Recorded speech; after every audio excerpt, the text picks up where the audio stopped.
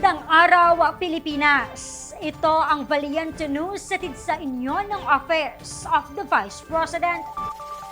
Isang organisasyon sa Iloilo ang nakatanggap ng 150,000 pesos na livelihood grant sa ilalim ng Magnegosyo Taday program ng OVP. Kumustahin natin ang kanilang kabuhayan sa ulat ni Jera Gomez.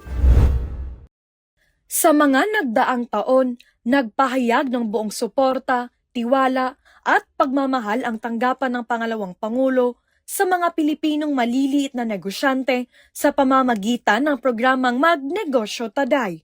Dito sa Panay and Negros Island sa Visayas, kabilang sa mga naging benepisyaryo ng programa ang Tamuan Women's Organization sa bayan ng Haniway, Iloilo. 150,000 pesos na karagdagang puhunan ang kanilang natanggap para sa kanilang negosyo na tailoring shop. Kaparehong halaga rin ang natanggap ng grupong Federation for Reform, Initiative Empowerment, Nation Building, Development and Services o mas kilala sa tawag na Friends na mula pa rin sa Iloilo. Poultry farming naman ang kanilang napiling kabuhayan.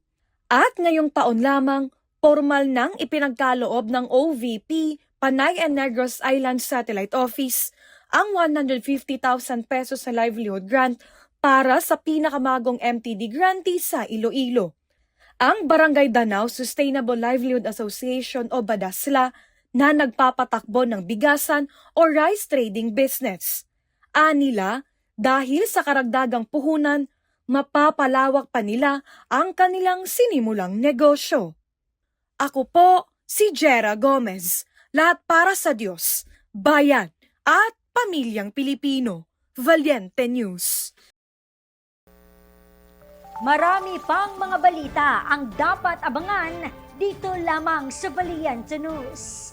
Ako si Claudette Loreto para sa makabuluhan, naninindigan at matapang na mga ulat at impormasyon. Maraming salamat.